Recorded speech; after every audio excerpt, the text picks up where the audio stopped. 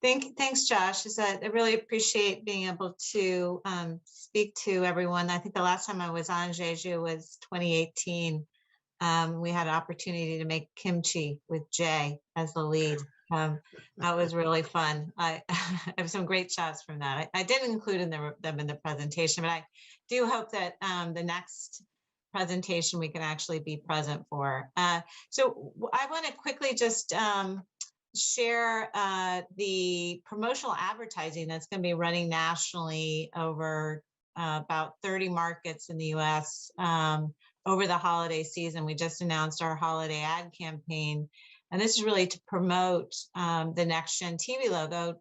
There's a little, we have to raise the consumer awareness of why would you want to purchase a Next Gen television. So I'm going to play that first. I think it's a little easier than going into let's see, share my screen. Okay, check them up. And the future of television has arrived. Next Gen TV is here, and broadcast television will never be the same. Immerse yourself in stunning video with brilliant color, sharper images, and deeper contrast that'll make you feel like you're really there. Feel the power of movie theater quality sound that lets you hear every voice clearly and offers consistent volume across channels. Enhanced with internet content to get the most out of live sports, live news, live events, and more in real time. And with Next Gen TV, the TV you buy today is designed to be upgradable with the advancements of tomorrow. Make sure your next television comes built with the unlimited possibilities of Next Gen TV.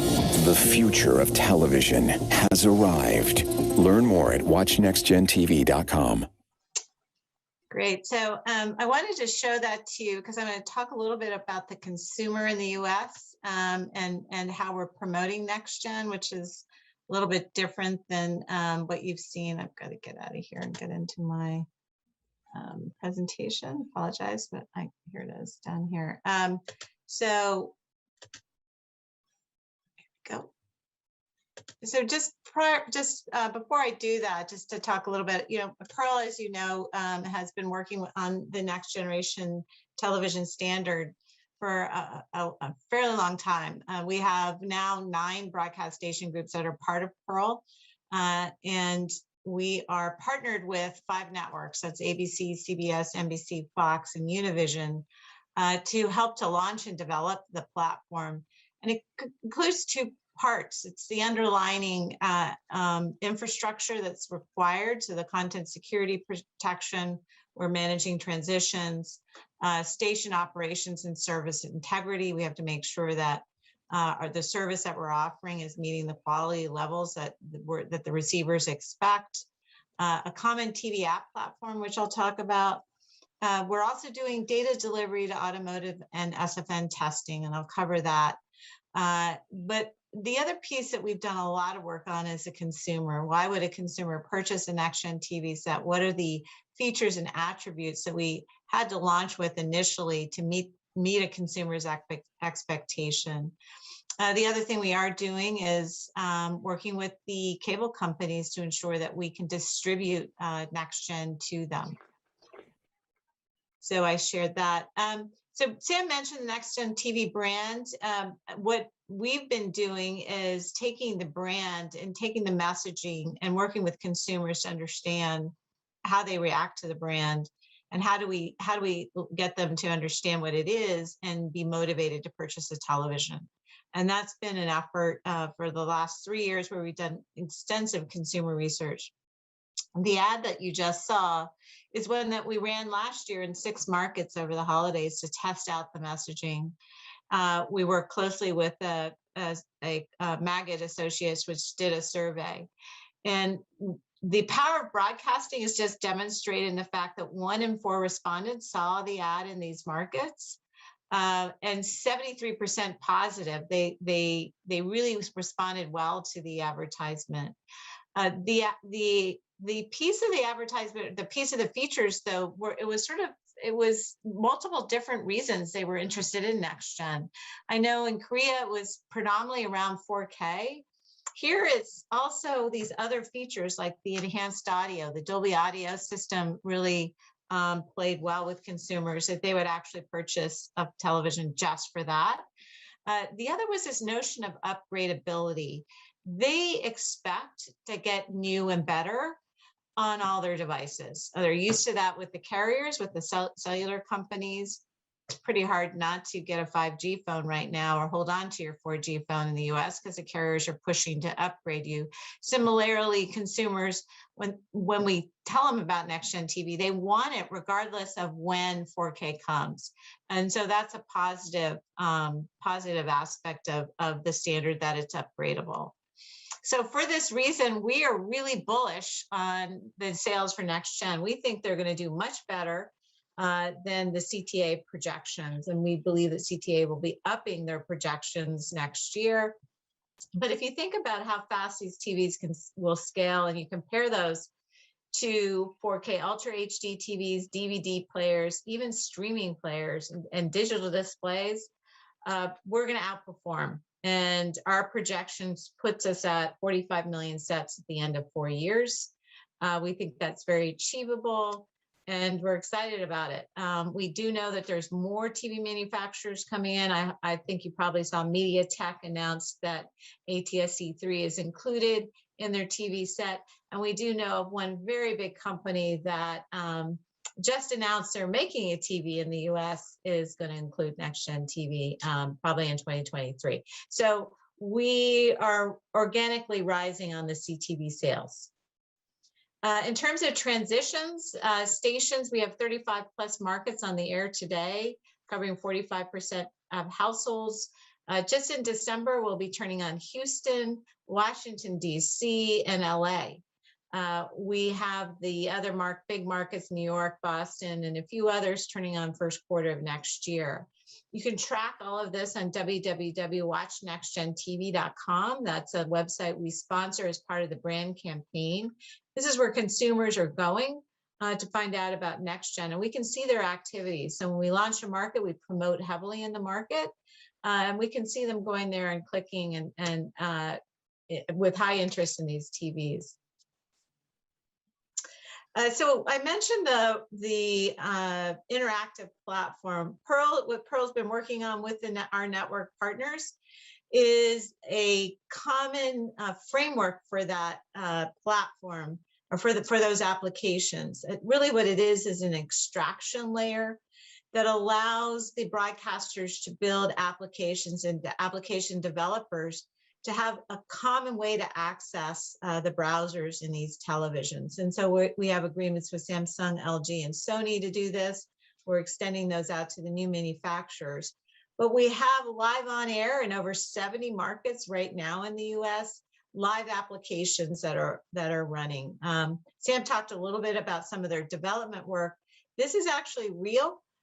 These are real applications. So consumers are clicking. We can see the data coming off of the TV sets.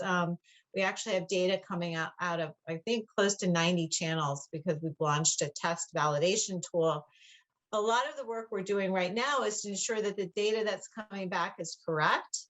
Broadcasters have included the correct fields when they're entering their global SIDs, codes, and things like that. So there's a lot of stability work still going on right now to ensure that what we're transmitting over the air and what the receivers are receiving are working, and that we have a service desk for, and all kinds of things we're doing with the manufacturers. So again, we're going to build and stabilize and build the brand phase. I see that lasting through 2022 with a hockey stick effect in 2023. Meanwhile, other activities, we are very interested in non-real-time data delivery to automotive. We launched the Detroit Test Track back in December 2019.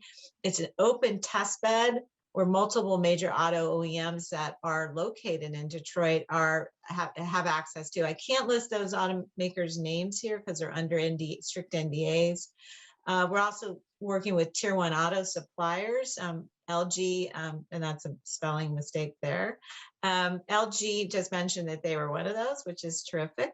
So the things we're testing, again, are map and software updates, real-time traffic updates, fleet and consumer services, coverage completion, which I'll show you some coverage maps in a second, cellular redundancy, and hybrid delivery.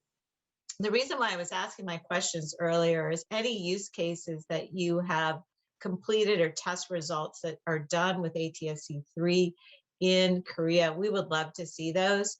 Those would be really helpful as we're benchmarking use cases that are actually being provided to us by the automaker. So these are use cases for file delivery that they're currently getting bids on and or paying the carriers for. And we're trying to show that we can produce that in a much more economic way to these automakers. So here's just an example of a paper that we did about 3 years ago, actually, showing our cost savings when you include ATSC plus cell plus SAT in a car. You know, we don't solve for all the use cases, but if you're cell only or cell and SAT only, you're paying a lot right now in the US. So carriers have a virtual monopoly on these services, and we think we have a real opportunity to come in and compete with them. So this is just a recent, the results are going to be coming out. They haven't been published yet, and I can't see who's up to this great work, but you can see the Detroit area right here. But the broadcasters also own stations going all the way out through Flint, Michigan. And this whole area is a real automotive manufacturing area. They are going to show you real handoff between the cell sites. So look at the coverage you have here and you're driving along. So this is very indicative of what you saw earlier from Digicap, demonstrating that the overlaps that you have in broadcast radio frequency topographies lend themselves well, and a handoff works. And a handoff works when you're delivering a file. So you're going to see actual real test results about that. The other thing that Pearl has done is published the first data on single frequency network and high power ATSC 3.0 environment. This is the SFN. It was a 2-node SFN. That SFN is still running right now. We actually have 6 services running off that SFN, and the results are what to be expected. You know, improved coverage. There is a paper that I reference in here. I'm not going to go over all of these points here, but if you would like the paper, you can easily access it through the link that I have on here and or our website. And then lastly, just to mention, we published the Broadcaster Host Manual, which is a manual for broadcasters in the US on how to implement ATSC NextGen.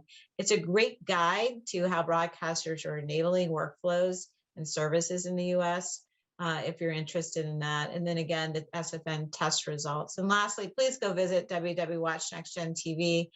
We just launched some new Dolby ads.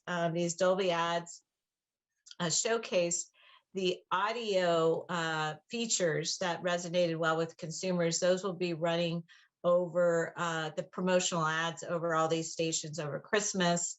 This is the first time Dolby's ever done a direct-to-consumer campaign. And we're excited about it because we think it will drive consumers to purchase TV sets. And that's all that I have.